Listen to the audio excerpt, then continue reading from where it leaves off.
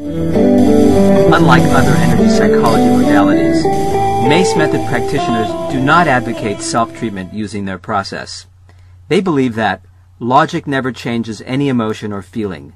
You can spend hours with logical argument trying to change some feeling or prejudice, but you are not likely to succeed.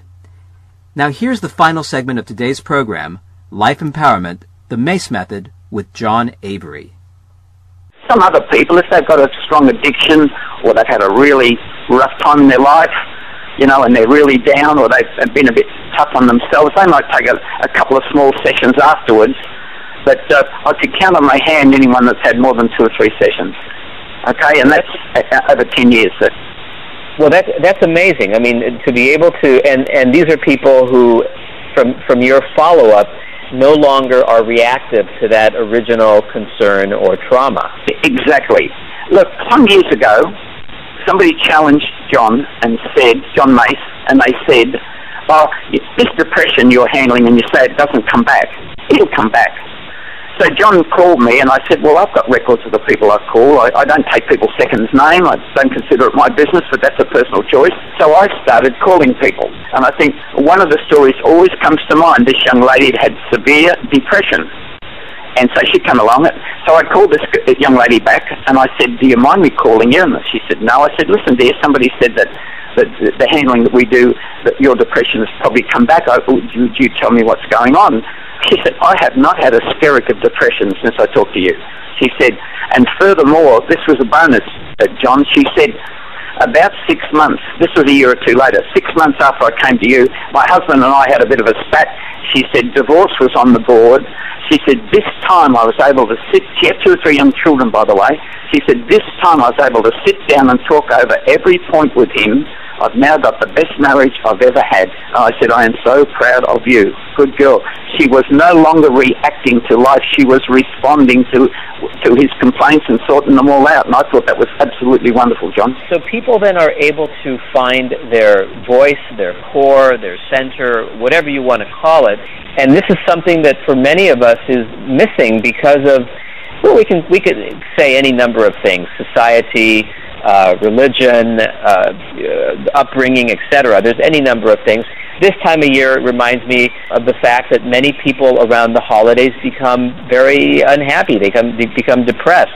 Well, they may be missing their family. There may be some family problem and it's getting triggered when they think about they'd really love to be with their family, but they haven't talked to Mary or Joe for a year, and that takes them down a little bit. Like, we get triggered very, very easily in life. And then another thing I tell my clients is that dealing with what we deal with is eliminating the things out of their being that will trigger them and drop them in the daily life. And they'll mainly stay up in the high echelons of life, which they do. And if they do drop, they'll generally bounce up again very, very quickly. To be quite honest, it's coming up Christmas. I was thinking about my mum and dad who are gone. We can all do it, John. Sure. Now, you do this work over the phone as well as in person? Oh, yes, yeah. I'll make a confession here. John kept saying to me, you know, some years back, this goes good on the phone, and I said, I like to deal with the people. I'm a people person, John, I think. That's my summation of myself. And he finally got me to do it, and I absolutely love it. I contacted up some people, a couple of people came to me one time, a husband and wife, and on a weekend they came from the north part of Queensland. I was living in the south part, and a couple of weeks later they called me back and they said, we can't believe what's happened to our marriage and our business. And they do coaching of businesses, and they said, would you mind if we send you some of our clients? They need what you do. And I very casually said, oh no, I don't mind. From that, I find myself doing those action coaches in training and their clients from the north of Queensland down to Melbourne. And they just call me and we make appointments of a night time, and they spend an hour and a half to 2 hours, depending on the person, and it's great fun, and it works just as good. I want to ask you a couple more questions because we're coming up almost on the end of our time here, unfortunately. Where do you see this work evolving to in the next 5 to 10 years? Well, it's growing at quite a good rate. I've trained quite a few people on the Gold Coast, for instance, where I used to live. I've moved south now, and it's just got to be recognised by somebody, because, like that policeman that I dealt with, just is an example, but imagine if he had been dealt with a couple of weeks after he had his problem, and that trauma was desensitized. Instead of being on a pension, imagine that the money that it would save the government with pensions. He had therapy for months and months, and he said he got so sick of telling the story, he knew it verbatim, and every time he did it, he'd come away feeling sick. So it's like the ramifications of what this can supply to the country in the way of saved money from the government. And as I said to you, my thing I've done, I had the privilege on the Gold Coast of working with children at a Steiner school. One of the teachers came, and then they came back to me and they said, "Oh, we have children in trouble. Would you work with them?" So that's a total delight to work with little children, and it works just as good on them. We introduce it a little bit more in their terms, John. But like one of John Mace's goals, which I'm totally behind, is to have a Mace practitioner in every school. I would love to tell you one quick story about a 6-year-old, may I? Sure, please. I had a little 6-year-old come to me, and his mum and dad had broken up, and he'd been playing up, and he was angry with the world, and so we sat him down and got him to talk about it, and I said, "How does this make you feel?" And I think he was sad and angry. It's only a little boy, mightn't have been 6.